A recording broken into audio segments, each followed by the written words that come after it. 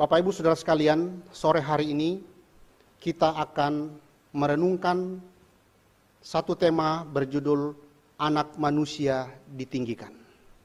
Mari kita terlebih dahulu tundukkan kepala, kita berdoa kepada Tuhan. Bapa di dalam surga, ketika kami kembali menghayati, merenungkan akan penderitaan Kristus, tak habis-habisnya kami bersyukur untuk segala kasih karunia-Mu yang begitu besar dalam hidup kami. Kami orang-orang terhilang, orang-orang berdosa, orang-orang yang jijik di hadapan Tuhan karena keberdosaan kami. Begitu rapuh dan gampang jatuh di dalam keberdosaan kami. Tetapi kami bersyukur Tuhan, bahwa di dalam keterhilangan kami, Engkau datang mencari kami. Kristus dengan segala kerelaannya datang, menanggalkan segala apa yang menjadi sesuatu yang harus menjadi bagian dalam hidupnya. Tetapi saat itu ia rela menanggalkannya, masuk ke dalam dunia berdosa untuk mencari kami orang-orang terhilang. Tuhan, sore hari ini kami kembali ingin merenungkan akan betapa agungnya kemuliaan salib Kristus. Anak manusia ditinggikan. Dan kiranya Engkau sendiri Tuhan yang memimpin kami. Kiranya Roh Kudus boleh bekerja di hati dan pikiran kami, menolong kami memahami firman-Mu. Berkati juga hamba-Mu Tuhan, di dalam segala keterbatasan yang ada ini. Tuntun, pimpinlah, berkati dan urapilah hamba-Mu untuk menyampaikan isi hati Tuhan bagi setiap kami. Tuhan bertahtalah. Kiranya Kristus ditinggikan pada sore hari ini. Kasihanilah kami Tuhan. Di dalam nama Tuhan Yesus kami berdoa. Amin. Bapak Ibu Saudara sekalian, saya mengajak kita semua membaca dari Yohanes pasal yang ketiga. Yohanes pasal yang ketiga, ayat 14 dan 15.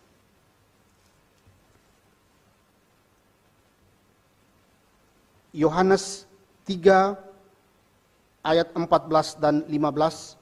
Kita sama-sama membaca Yohanes 3, ayat 14 dan 15. Kita membaca bersama-sama firman Tuhan ini 2, 3. Dan sama seperti Musa meninggikan ular di padang gurun, demikian juga Anak Manusia harus ditinggikan, supaya setiap orang yang percaya kepadanya beroleh hidup yang kekal. Bapak Ibu Saudara sekalian yang dikasihi oleh Tuhan, di dalam perikop yang kita baca pada sore hari ini, kita melihat di ayat sebelumnya bahwa ada seorang pemimpin Yahudi bernama Nikodemus. Dia datang menjumpai Tuhan Yesus pada malam hari.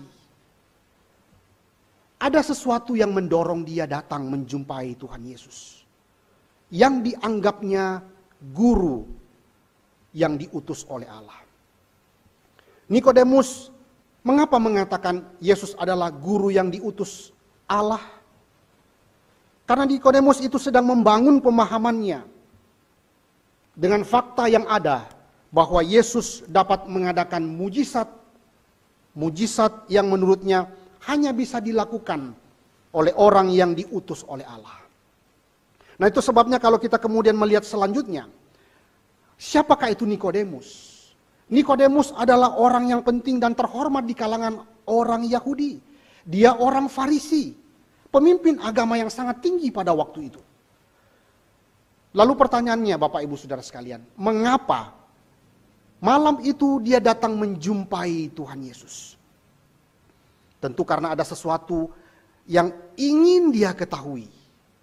Tentu karena ada sesuatu pengetahuan yang sangat penting bagi dia, yang ingin dia dengarkan dari Tuhan Yesus. Sebuah pengetahuan yang tentu sangat penting bagi dirinya. Dan pengetahuan itu akan menentukan hidupnya di kemudian hari. Arah hidupnya, arah pelayanannya, dan kehidupan selanjutnya itu ditentukan malam hari itu. Nah itu sebabnya kemudian dia datang menjumpai Tuhan Yesus. Nah Bapak Ibu Saudara sekalian, sekali lagi kita melihat bahwa walaupun Nikodemus adalah pemimpin agama, orang Farisi yang terhormat pada waktu itu. Kalau saudara membaca ayat-ayat sebelumnya, maka kita akan menjumpai bahwa ternyata pemahaman doktrin daripada Nikodemus tentang Allah itu masihlah banyak hal yang dia tidak pahami. Nah itu sebabnya kalau kita melihat kemudian Tuhan Yesus mengatakan, mengapa engkau tidak mengerti akan hal-hal ini dan seterusnya. Tetapi pertanyaan yang penting lagi yang kita bisa pikirkan Bapak Ibu Saudara sekalian. Sebenarnya apa yang Nikodemus inginkan dari Tuhan Yesus? Apa tema penting yang Nikodemus sebetulnya sedang ingin tahu malam hari itu? Nah Bapak Ibu Saudara sekalian, seorang teolog bernama John MacArthur memberikan kita satu gambaran bahwa apa yang dicari oleh Nikodemus itu adalah sebuah penjelasan tentang realitas spiritual. Satu penjelasan tentang realitas kerohanian yang sebenarnya itu seperti apa. Nah disinilah kita melihat Bapak Ibu Saudara sekalian, Nikodemus ingin mendapat jawaban dari Tuhan Yesus. Mungkinkah ada sesuatu yang terlewat dari keagamanku saat ini?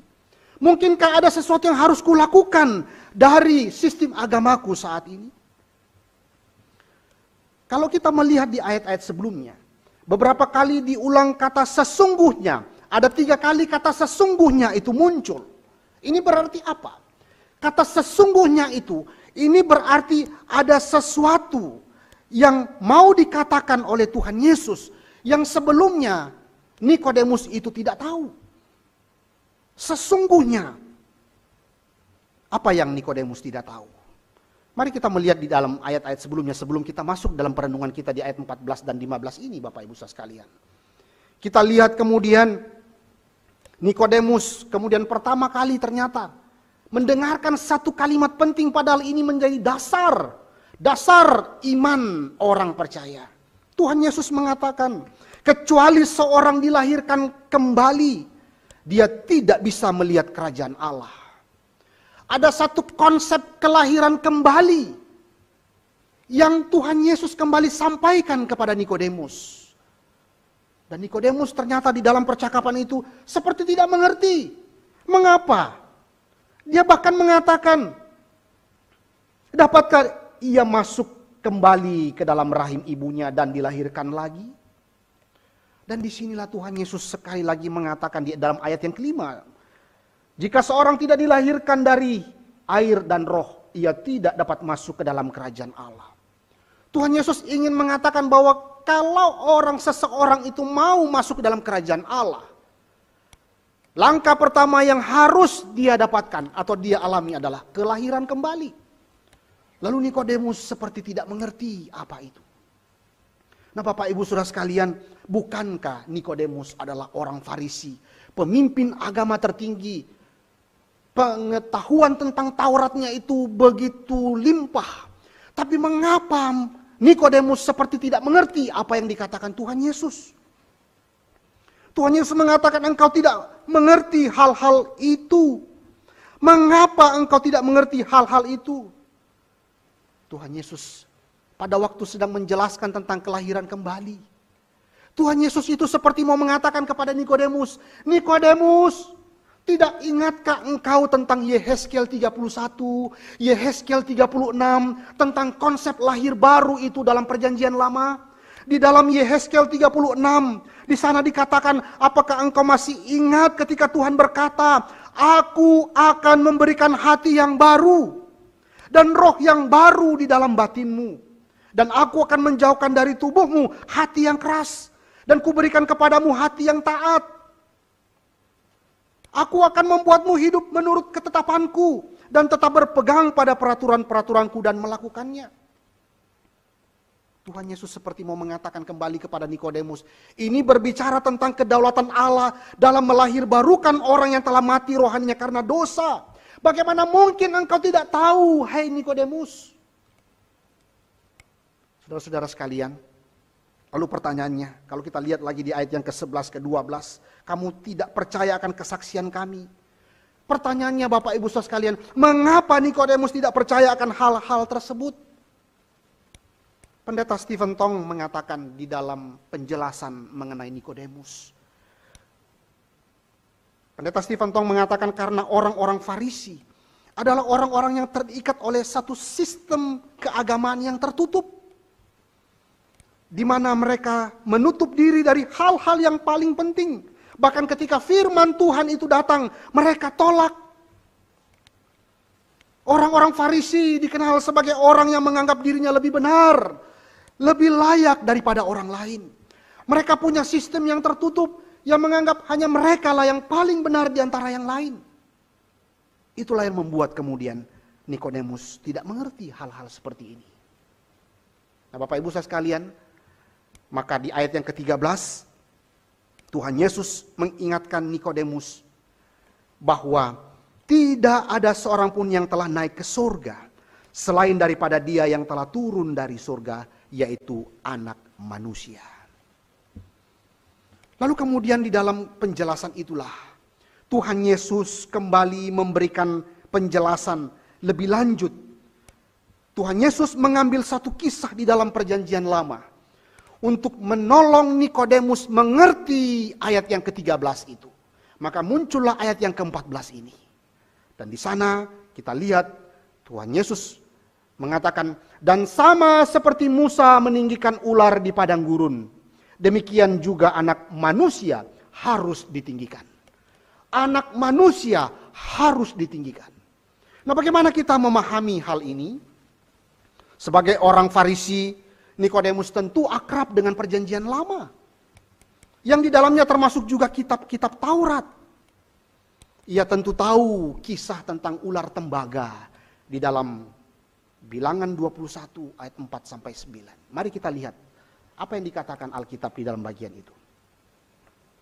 Bapak Ibu Saudara sekalian, Tuhan Yesus kembali menjelaskan tentang makna di dalam perjanjian lama tentang Anak Manusia ditinggikan itu. Dengan mengambil cerita tentang ular tembaga.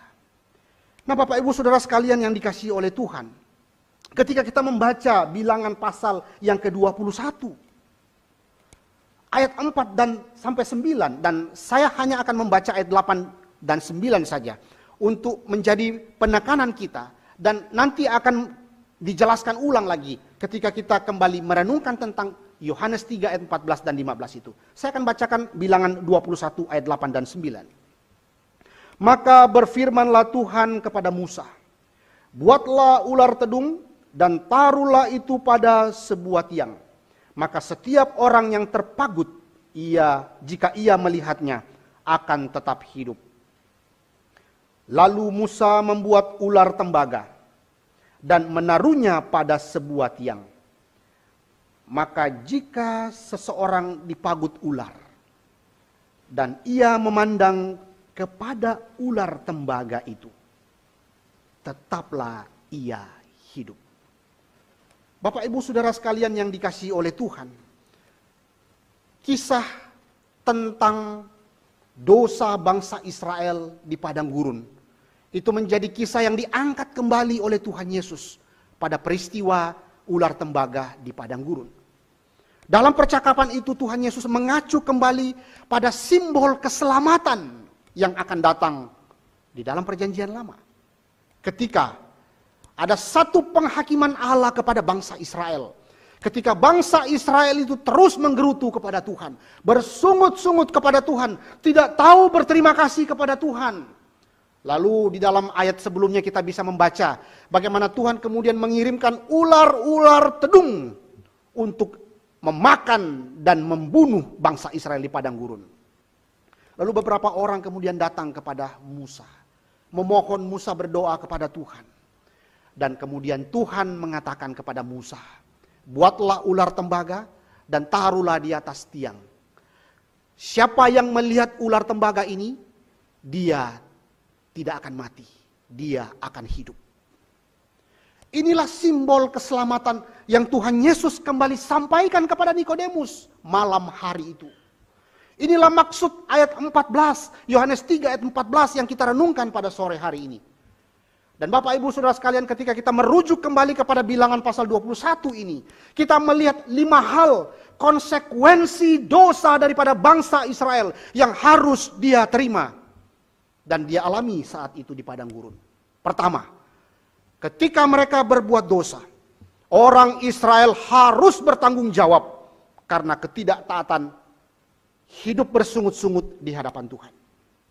Yang kedua, mereka akan berada di bawah penghukuman Allah karena dosa mereka. Ketiga, tidak ada yang dapat menyelamatkan mereka. Apapun yang mereka lakukan dari mereka sendiri, itu tidak akan bisa menyelamatkan hidup mereka. Keempat, racun itu akan mematikan mereka dan tidak ada penawarnya di padang gurun itu. Tetapi yang kelima, apa yang kita saksikan di situ? Ayat 8 dan 9 ini berbicara tentang belas kasihan Tuhan kemudian diberikan kepada bangsa Israel. Ada kesempatan kembali hidup, ada kehidupan yang mereka bisa dapatkan kembali ketika mereka memandang ke atas. Ada ular tembaga yang ada di tiang itu. Dan ketika mereka memandangnya, mereka akan hidup. Inilah simbol keselamatan, satu tipologi, satu gambaran di dalam perjanjian lama. Yang Tuhan Yesus malam hari itu kembali jelaskan kepada Nikodemus. Agar mengerti tentang konsep keselamatan itu seperti apa. Anak manusia harus ditinggikan. Bapak Ibu Saudara sekalian, disitulah kita melihat. Lalu bagaimana kemudian kita memahami bagaimana Yesus anak manusia itu ditinggikan. Nah, kata kerja yang dipakai di dalam ayat yang ke-14, Yohanes 3 ayat 14 itu, kata kerja yang dipakai untuk meninggikan itu sama dengan diangkat, begitu ya. Diangkat, meninggikan itu sama dengan diangkat atau dinaikkan, begitu. Jadi meninggikan, kata Yunani yang dipakai itu diangkat atau juga dinaikkan ke atas yang lebih tinggi maksudnya. Dan kita juga bisa baca itu di beberapa ayat-ayat di dalam Injil Yohanes pakai kata yang sama Bapak Ibu Saudara sekalian. Sesuatu yang dinaikkan berkedudukan lebih tinggi sehingga orang banyak bisa melihat begitu. Dinaikkan begitu. Nah, inilah yang kembali Tuhan Yesus sampaikan. Nah, bagaimana kemudian kita kaitkan itu dengan pembacaan sebelumnya? Dan di sanalah kita melihat bahwa apa yang dimaksudkan oleh Tuhan Yesus ketika orang-orang Israel sudah berdosa. Mereka harus mendapatkan penghukuman Allah. Tapi kemudian mereka mendapatkan belas kasihan Tuhan ketika mata mereka memandang ke ular tembaga di tiang itu. Tuhan Yesus mau mengatakan kepada Nikodemus bahwa anak manusia itu datang dari surga. Ia kemudian harus ditinggikan agar orang-orang yang percaya kepadanya itu mendapatkan kehidupan kekal. Tetapi di dalam bagian inilah kita juga melihat bahwa ayat-ayat sebelumnya tentu berkait dengan ayat 14 dan 15 ini. Maka memahami konsep keselamatan ini, maka kita kembali melihat bahwa langkah pertama yang terjadi dalam hidup orang berdosa untuk mendapatkan keselamatan adalah dia harus dilahirkan kembali terlebih dahulu. Lalu kemudian setelah dilahirkan kembali, maka Tuhan menganugerahkan iman kepadanya. Lalu iman itu membawanya memandang kepada salib Kristus. Dan dia akan mendapatkan keselamatan. Bapak Ibu Saudara sekalian yang dikasihi oleh Tuhan, itulah yang dijelaskan kemudian ayat 15. Supaya setiap orang yang percaya kepadanya beroleh hidup yang kekal. Dan kita lihat, itulah yang terjadi. Penjelasan Yohanes pasal 3, itu menunjukkan ada satu konsep tentang kelahiran kembali di sana. Yang menunjukkan bagaimana konsep keselamatan itu dimulai dengan langkah pertama, yaitu kelahiran kembali. Dan kemudian disitulah kita melihat bahwa setelah itu anak manusia itu ditinggikan. Bagaimana orang memandang kepada Tuhan Yesus, percaya dengan imannya kepada Tuhan Yesus, dan dia akan memperoleh keselamatan. Tetapi Bapak Ibu Saudara sekalian, kalau kita kemudian terus memikirkan ayat 14 ini, pertanyaannya yang mungkin tersirat dalam pikiran kita. Mengapa Tuhan memberikan patung ular tembaga itu sebagai obat bagi mereka yang tergigit ular tedung saat itu di padang gurun? Mengapa Tuhan pakai ular tembaga? Lalu mengapa Tuhan Yesus merujuk kepada ayat ini untuk menjelaskan tentang konsep keselamatan? Bagaimana kita memahaminya? Nah, Bapak Ibu Saudara sekalian, di dalam bagian ini pada waktu kita memikirkan tentang ular, maka ingatan kita tentu pergi ke Kejadian pasal 3. Kejadian pasal 3, di mana ular itu sering dilihat sebagai simbol iblis. Bagaimana Hawa, juga Adam, akhirnya jatuh ke dalam dosa karena godaan iblis. Dan iblis menyerupai ular di Taman Eden. Dan seringkali kita melihat ular itu adalah simbol iblis. Tetapi Bapak Ibu Saudara sekalian, kalau kita mencermati bilangan pasal 21 ini, maka di sana kita lihat bahwa ular tidaklah disimbolkan sebagai pribadi iblis. Tetapi ular di dalam bagian itu menyimbolkan pekerjaan iblis di Taman Eden yang menyebabkan manusia pertama jatuh ke dalam dosa. Jadi sekali lagi ular di dalam bilangan 21 itu berkaitan dengan dosa. Ular itu kemudian ditaruh di atas tiang kayu, di atas tiang. Sehingga semua orang bisa melihat lalu sembuh. Nah, dari gambaran ini kita bisa melihat bahwa kenapa Tuhan Yesus memakai rujukan ayat-ayat ini, saudara. Di sanalah kita melihat bahwa Tuhan Yesus mau mengatakan ada satu korban karena dosa yang ditimbulkan dengan ular, di mana ular di situ adalah gambaran dari apa yang dikerjakan oleh iblis sehingga melahirkan dosa. Jadi ketika orang melihat ular itu, orang akan melihat daripada pekerjaan iblis, yaitu adanya dosa di sana. Itulah sebabnya. Itulah sebabnya Bapak Ibu Saudara sekalian, di sanalah kita melihat korban karena dosa itu ditinggikan. Korban karena dosa itu ditinggikan. Dan efeknya adalah membawa keselamatan bagi orang berdosa. Dan tentu ini adalah gambaran atau tipologi. Nah, bagaimana kita mengerti itu?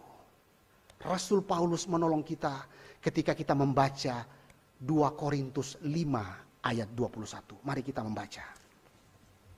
2 Korintus pasal yang kelima. 2 Korintus pasal yang kelima. Ayat yang ke-21. Kita lihat apa yang dikatakan Rasul Paulus di sana.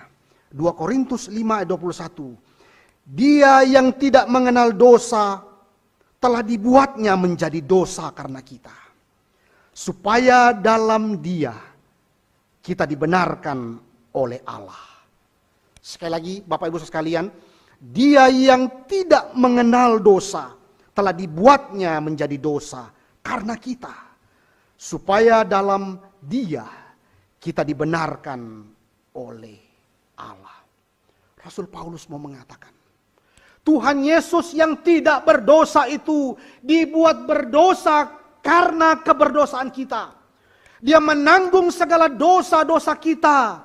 Sehingga dia dipandang hina. Dia mengalami kutukan, mengalami penderitaan. Dia dianggap berdosa karena dosa kita. Agar di dalam dia kita dibenarkan karena kebenaran Kristus. Inilah yang dimaksudkan di dalam ayat ini Bapak Ibu sekalian.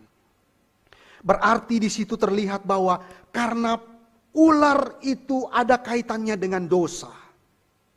Dan di sana kita lihat ketika kita hubungkan dengan Kristus yang tidak berdosa, tapi dianggap berdosa karena saudara dan saya, karena dosa kita. Dijadikan berdosa karena dosa kita, lalu ditinggikan. Jadi Bapak Ibu Saudara sekalian, ular yang digantung di tiang itu mengartikan bahwa ada korban karena dosa yang ditinggikan. Ada korban karena dosa yang ditinggikan. Dan membawa keselamatan bagi banyak orang yang melihatnya. Tetapi Bapak Ibu Saudara sekalian, perlu kita memikirkan lebih jauh. Bagaimana ular tembaga itu di padang gurun itu adalah gambaran Kristus. Kita lihat bagaimana kemudian gigitan ular berbisa itu yang dialami oleh bangsa Israel di padang gurun itu. Itu sebenarnya adalah satu gambaran bagaimana mengingatkan orang akan kemarahan Allah karena dosa yang mengakibatkan gigitan ular-ular yang kemudian menyebabkan mereka mati. Kalau kita mengingat kembali Kejadian pasal 3. Karena dosa satu orang inilah yang dikatakan Paulus di dalam Roma pasal yang ke-5. Karena dosa Adam, seluruh manusia sudah berdosa. Nah, karena itu Bapak Ibu Saudara sekalian, secara hiasan di sini mau menggambarkan bahwa Tuhan Yesus yang tidak berdosa itu dianggap berdosa karena dosa kita. Beberapa hal yang kita bisa lihat di dalam gambaran tentang ular tembaga dan Kristus. Paling tidak 5 hal yang kita bisa pikirkan Bapak Ibu. Waktu kita sedang membandingkan tentang ular tembaga itu dengan Yesus Kristus. Sama-sama sedang ditinggikan. Sama-sama sedang dinaikkan. Untuk naik bersama-sama. Untuk menggambarkan sesuatu. Apa itu? Mari kita lihat beberapa hal. Yang pertama Bapak Ibu Saudara sekalian. Ular ditinggikan. Agar orang yang melihat itu sembuh. Demikian pula Yesus Kristus, anak manusia itu harus ditinggikan. Karena inilah satu-satunya jalan keluar untuk orang berdosa itu mendapatkan keselamatan. Sama dengan satu-satunya cara bangsa Israel mendapatkan kesembuhan, yaitu ketika memandang kepada ular tembaga yang dinaikkan itu. Demikian pula satu-satunya cara orang berdosa mendapatkan keselamatan ketika dia percaya kepada Yesus Kristus. Yang kedua, kita melihat di dalam gambaran itu Bapak Ibu sekalian, adanya serangan ular-ular tedung yang menggigit bangsa Israel. Di dalam Bilangan pasal 21 ayat 4-9, saudara bisa membaca di sana ketika Tuhan menghukum mereka dengan mengirimkan ular-ular tedung menggigit mereka sampai mati. Dan itu sebetulnya menggambarkan tentang penghukuman Allah, murka Allah kepada manusia berdosa. Dan kita lihat Bapak Ibu Saudara sekalian, bagaimana kemudian murka Allah Bapa untuk menghakimi mereka yang berdosa di hadapan Tuhan. Dan menariknya, bagian ketiga yang kita bisa pikirkan, ketika kita membandingkan Bilangan pasal 21 tadi, ayat 4-9 itu dengan apa yang disampaikan oleh Tuhan Yesus kepada Nikodemus. Dikatakan juga di sana, bahwa hanya satu ular tembaga yang ditaruh di atas tiang, yang bisa memberikan kesembuhan kepada bangsa Israel. Ini mau menunjukkan bahwa demikian pula hanya satu pribadi, mediator yang bisa mendamaikan kembali Allah dengan manusia berdosa. Yang bisa kembali memberikan kesembuhan atas dosa-dosa manusia. Satu-satunya pribadi yaitu Yesus Kristus. Yang keempat, kalau kita terus melihat bahwa Yesus adalah satu-satunya mediator antara Tuhan dan manusia. Yesus satu-satunya juru selamat yang di dalamnya satu-satunya keselamatan. Tidak ada yang lain. Hanya di dalam Yesus Kristus. Dan yang keempat, Bapak Ibu sekalian. Kenapa kemudian harus ditinggikan? Pada tiang tempat yang tinggi. Demikian pula Yesus akan disalibkan di tiang, di kayu salib. Menggambarkan apa? Ular tembaga harus ditinggikan agar bangsa Israel yang melihatnya bisa mendapatkan kesembuhan. Demikian pula anak manusia harus ditinggikan agar orang-orang berdosa mendapatkan anugerah keselamatan di dalam Yesus Kristus. Dan yang kelima, yang menariknya juga kita lihat. Ular tembaga. Saudara, di dalam dunia fisika atau dunia kimia, saudara, tembaga itu adalah satu logam yang bercahaya.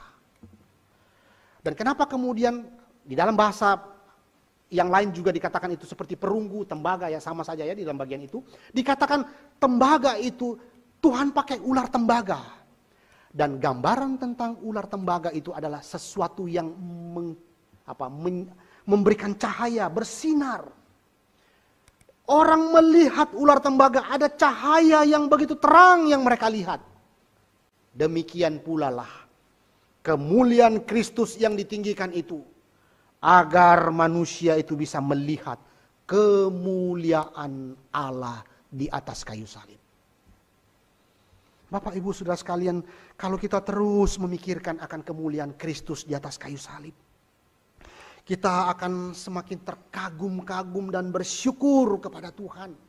Betapa Tuhan yang begitu mengasihi kita. Tuhan tidak tinggalkan kita bergumul dengan dosa-dosa kita. Tuhan memberikan kita jalan keluar, yaitu mengirimkan Yesus Kristus bagi orang-orang yang percaya kepadanya. Kondisi kita yang telah terhilang karena dosa, ini adalah satu fakta. Demikian pula orang Israel yang telah digigit oleh ular tedung itu satu fakta. Fakta bahwa mereka akan mati karena bisa ular tedung itu. Demikian pula orang-orang berdosa, satu fakta bahwa orang-orang yang sudah ada di dalam dosa itu akan mati dalam kebinasaannya. Dan kita melihat Tuhan tidak biarkan itu terjadi. Ketika Musa berdoa kepada Tuhan, Tuhan memberikan solusi. Tuhan memberikan perintah kepada Musa untuk menaikkan ular tembaga itu. Sehingga siapa yang melihat, dia akan sembuh. Demikian pula lah. Karena begitu besar kasih Allah akan dunia ini, Allah Bapa mengirimkan Yesus Kristus ke dalam dunia ini. Bapak, Ibu, Saudara sekalian yang dikasihi oleh Tuhan, Yesus Kristus kemudian mati di atas kayu salib. Seperti ular tedung yang telah menggigit bangsa Israel. Dan ada solusi, yaitu ular tembaga yang dinaikkan. Demikian fakta keberdosaan manusia. Tetapi ada belas kasihan Tuhan dengan memberikan Yesus Kristus bagi orang berdosa. Itu sebabnya ular tembaga itu ditinggikan. Demikian pula anak manusia harus ditinggikan. Kondisi keterhilangan karena dosa. Kita mati dalam pelanggaran dan dosa kita. Anak manusia itu harus ditinggikan. Dan pada waktu kita sedang membicarakan tentang ditinggikan, anak manusia itu ditinggikan, maka kita sedang berbicara tentang penyaliban Yesus Kristus. Di atas kayu salib itulah anak manusia diangkat di dalam kehinaan. Anak manusia sedang diangkat di dalam penderitaan. Anak manusia sedang diangkat di dalam penolakan, disalah mengerti, direndahkan, diangkat untuk mati bagi dosa-dosa orang yang percaya kepadanya. Inilah paradoks di dalam berita Injil itu. Kristus dimuliakan justru dengan mati di atas kayu salib. Kehinaan bagi dunia, kekalahan bagi dunia, penderitaan bagi dunia, tapi justru kemuliaan bagi Allah, kemenangan bagi Allah. Dan itulah yang disaksikan, dan itulah yang kita alami, dan itulah yang kita hidupi hari ini, orang-orang yang sungguh-sungguh datang kepada Yesus Kristus. Tapi sekali lagi Bapak Ibu, bahwa Yesus Kristus bukanlah ular tembaga di atas tiang itu. Ini hanya gambaran saja. Karena Yesus sedang mau menjelaskan tentang simbol keselamatan itu kepada Nikodemus malam hari itu. Dan kita lihat sekali lagi, bagaimanakah orang berdosa itu diselamatkan. Terlebih dahulu dia harus mengalami kelahiran kembali oleh karya Roh Kudus di dalam hidupnya. Lalu kemudian Iman yang telah dianugerahkan oleh Roh Kudus ini membawanya, mengarahkan seluruh hatinya untuk memandang kepada salib Kristus. Percaya sungguh-sungguh kepada Yesus Kristus. Bapak Ibu Saudara sekalian, disinilah kita melihat anak manusia ditinggikan. Maksudnya apa? Anak manusia ditinggikan itu berarti apa? Ketika kita sedang memikirkan, merenungkan, menghayati kembali tentang penderitaan Kristus.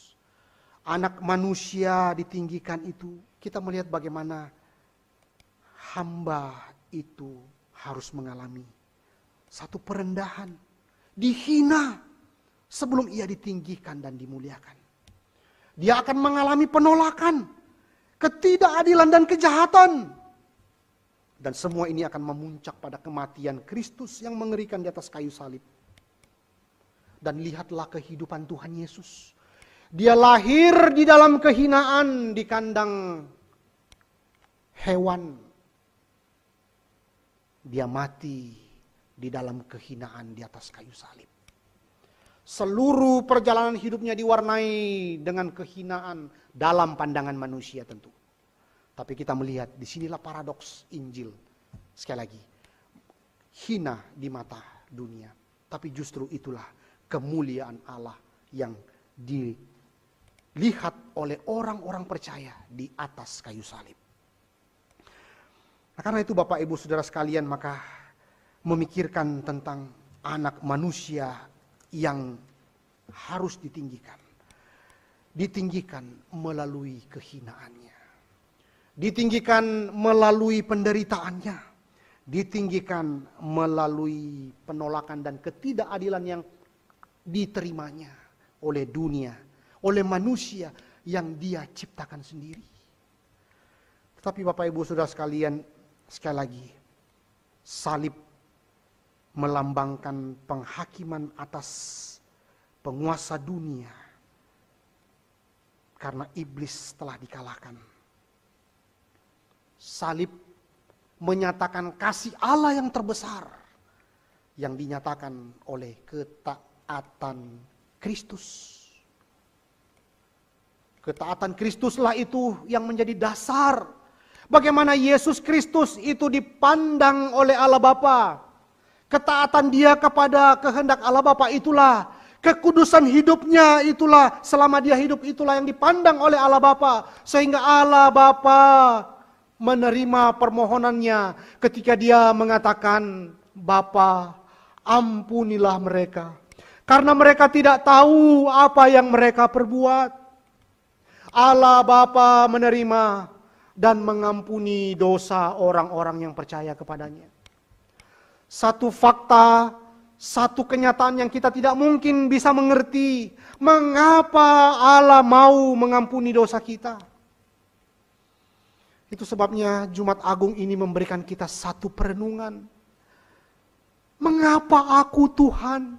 Mengapa Engkau rela memberikan Kristus bagiku untuk mati di atas kayu salib? Di atas kayu salib itulah Kristus justru dimuliakan di dalam kehinaannya. Karena ketaatannya kepada Allah Bapa. Dosa pertama terjadi di Taman Eden. Dan pemulihan dosa itu terjadi sebelum naik ke atas kayu salib, itu di Taman Getsemani. Ketika Tuhan Yesus berkata kepada Bapa, Bapa, jikalau mungkin cawan ini berlalu dari hadapanku. Tetapi Tuhan Yesus di dalam ketaatannya kepada Bapa, dia mengatakan, bukan kehendakku yang jadi Bapa, kehendakmu lah yang jadi. Inilah bentuk ketaatan Kristus kepada Bapanya di surga.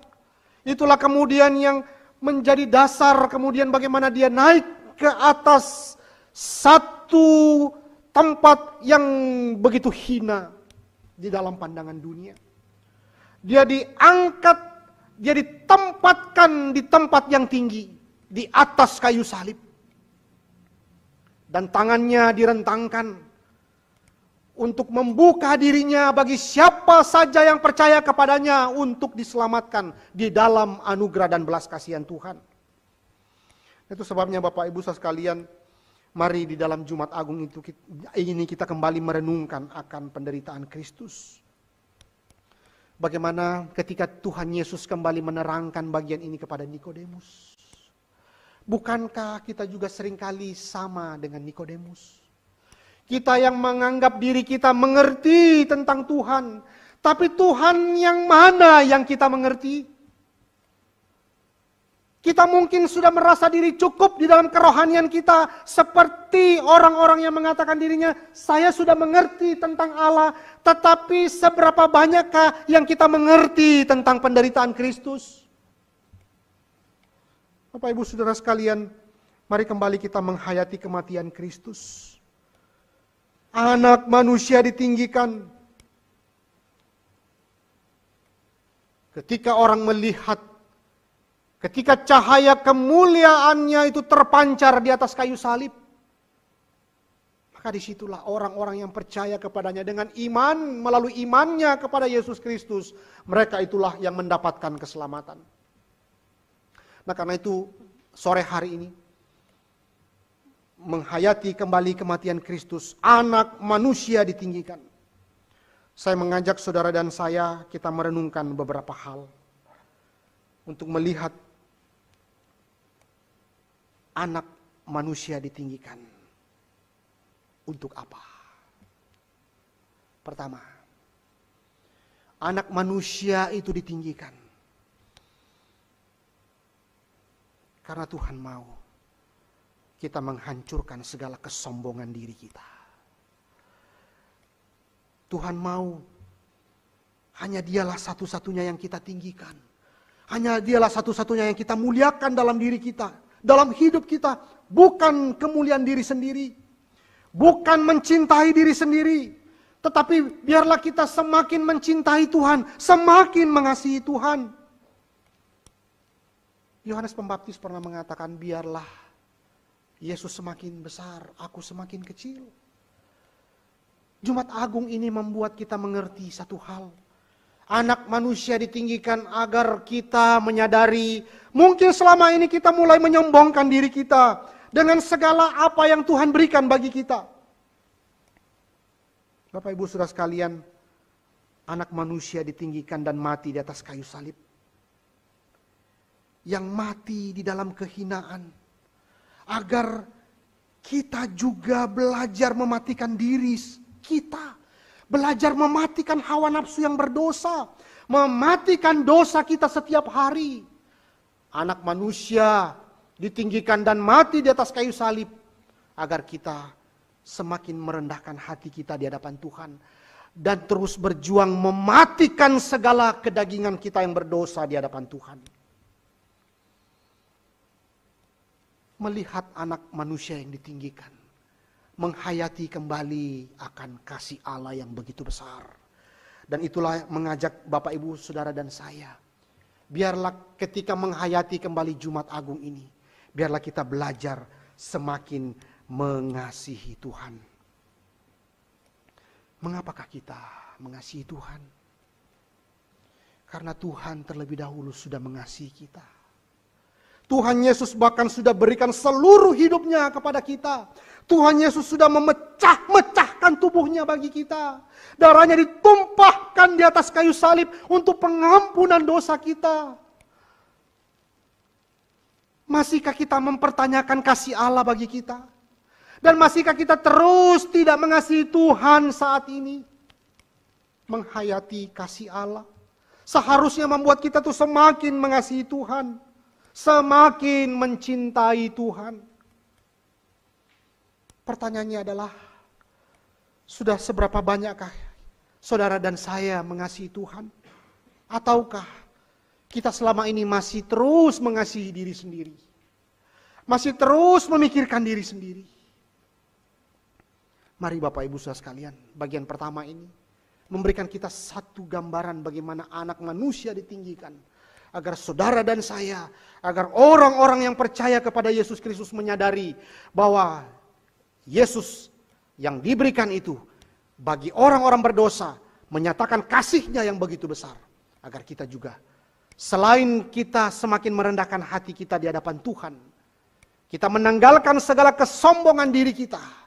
Dan mari kita belajar mengasihi Tuhan. Maka Bapak Ibu Saudara sekalian, mari kita menghayati, mengingat kembali betapa besarnya kasih Allah, anak Allah yang tidak berdosa itu. Ia rela datang ke dalam dunia ini, masuk ke dalam dunia berdosa, mengambil rupa seorang hamba dan menjadi sama seperti kita. Dan dia mau dengan ketaatannya merelakan dirinya, dihina, dilecehkan, bahkan memberikan dirinya mati di atas kayu salib. Anak manusia harus ditinggikan. Yang kedua, agar dunia melihat kemuliaan Kristus. Dan disinilah seperti apa yang dikatakan oleh Rasul Paulus. Cilakalah aku kalau tidak memberitakan Injil. Maka bagian kedua ini Bapak Ibu Saudara sekalian, saya mengajak kita memikirkan tentang hutang Injil bagi sesama. Kenapakah Yesus harus ditinggikan, anak manusia harus ditinggikan? Seperti ular tembaga tadi ditinggikan pada posisi yang tinggi, agar orang-orang Israel bisa melihat ular tembaga itu dan mendapatkan kesembuhan. Demikianlah anak manusia harus ditinggikan pada posisi yang tertinggi agar dunia bisa melihat kemuliaan Kristus. Keselamatan yang hanya di dalam Yesus Kristus. Dan disinilah Bapak Ibu Saudara sekalian memanggil saudara dan saya untuk menyatakan kemuliaan Kristus itu di dalam seluruh hidup kita. Dalam waktu yang masih ada ini, kita tidak tahu berapa lama kita hidup. Sudah berapa banyak orang-orang di sekitar kita yang mendengarkan berita Injil melalui mulut kita. Sudah berapa banyak orang-orang yang semakin mengasihi Tuhan melalui pelayanan dan pekerjaan kita. Kehadiran kita sudah sungguhkah memancarkan kemuliaan Kristus? Bapak Ibu Saudara sekalian, Tuhan Yesus pernah berkata, akan menarik semua orang datang kepadaku melalui kematiannya. Kata-kata ini mungkin tidak hanya memaksudkan bahwa tubuh yang ditinggikan, yang memampukan orang dari kejauhan dapat melihat salib itu. Melainkan rentangan tangan dari orang yang disalibkan itu mengungkapkan sesuatu pelukannya atas dunia. Tangan yang direntangkan ini itu menunjukkan gambaran bahwa kasihnya untuk seluruh dunia. Dan keselamatannya dari Allah melalui Yesus Kristus itu diberikan kepada semua bangsa. Kalau kita menyadari ini, inilah yang menggerakkan kita. Inilah yang akan menggelisahkan kita kalau kita tidak pergi mengabarkan Injil. Yesus Kristus ditinggikan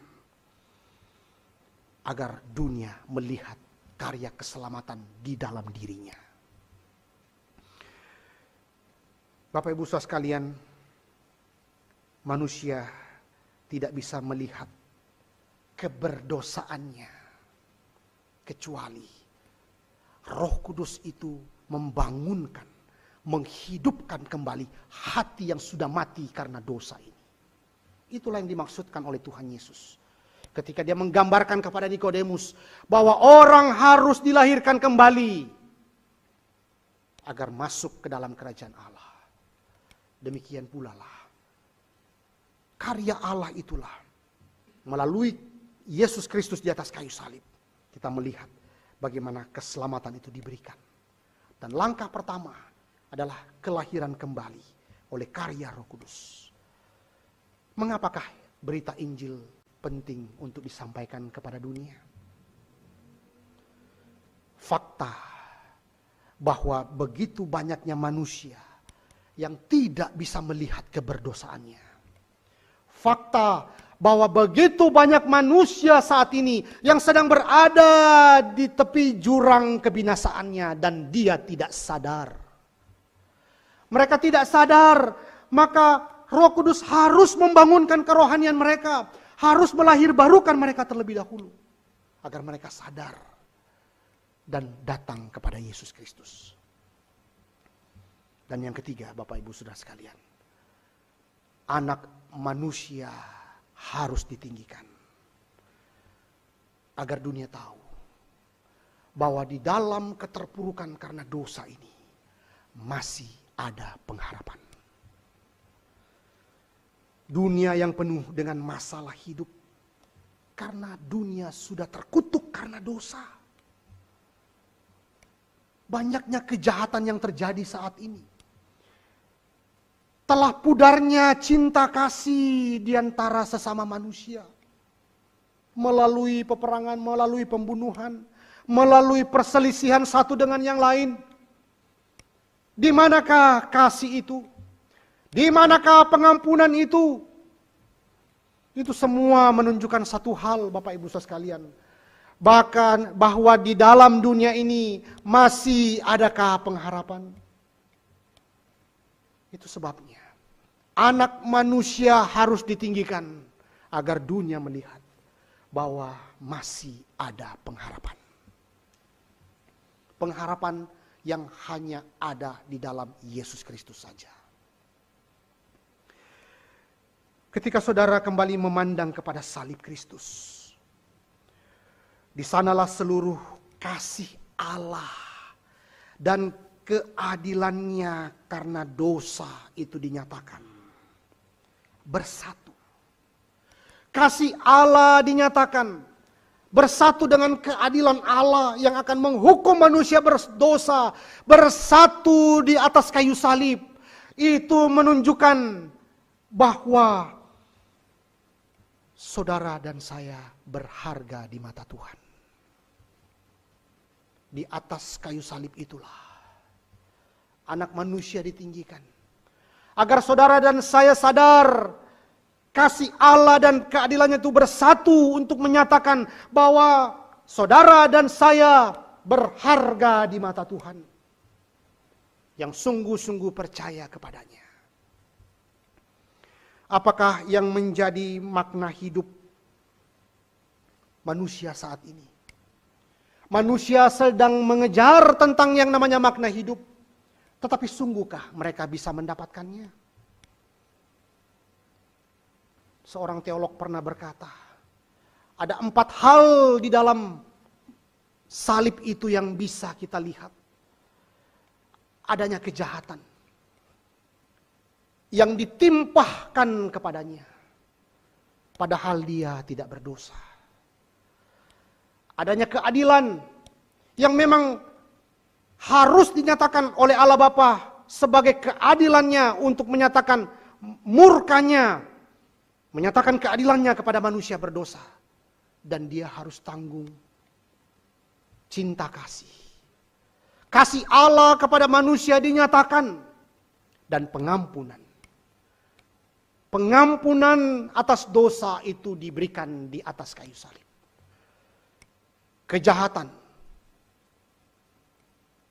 keadilan, cinta kasih, pengampunan, semua bersatu di atas Golgota.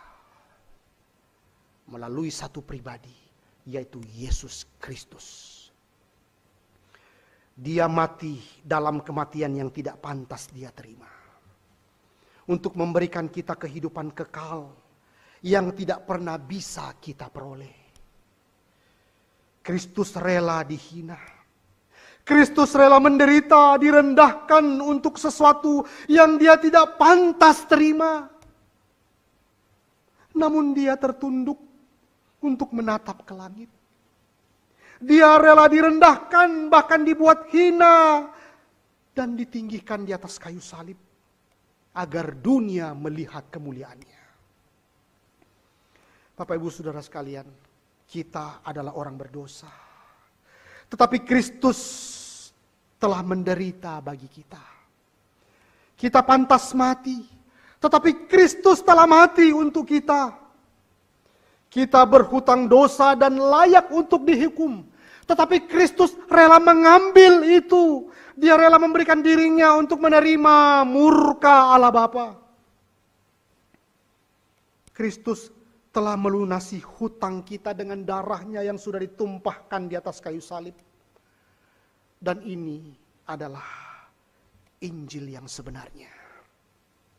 Inilah kabar baik itu. Kristus, anak manusia, harus ditinggikan di atas kayu salib, agar dunia melihat kemuliaannya. Dan barang siapa yang percaya kepadanya akan memperoleh keselamatan. Dan inilah cara Tuhan menyelamatkan orang berdosa. Mari kita berdoa.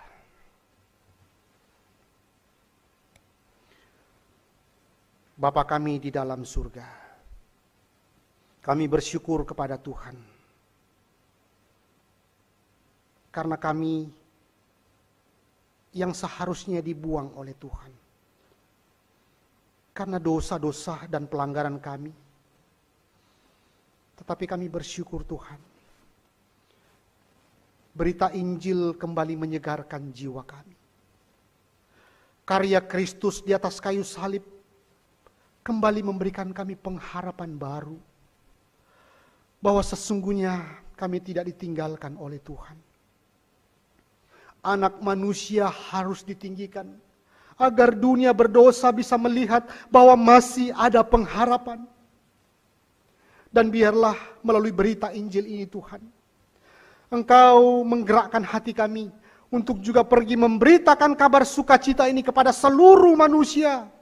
Bahwa hanya di dalam Yesus Kristuslah manusia berdosa mendapatkan keselamatan. Anak manusia harus ditinggikan. Agar kami semakin menyadari akan kesombongan dan keberdosaan kami. Dan belajar mematikan dosa-dosa kami setiap hari. Anak manusia harus ditinggikan. Agar dunia yang diciptakan oleh Allah menyadari kembali untuk datang kepada Kristus. Setiap manusia yang sudah dilahirkan oleh dosa, semua manusia telah terhilang karena dosa. Tetapi kami bersyukur karena kasih karunia Allah di dalam Yesus Kristus telah memberikan kami anugerah keselamatan. Tuhan, kasihanilah kami orang-orang berdosa ini. Ubahkanlah hidup kami. Biarlah waktu yang masih ada ini Tuhan, kami pakai sungguh-sungguh untuk semakin mengasihi Tuhan.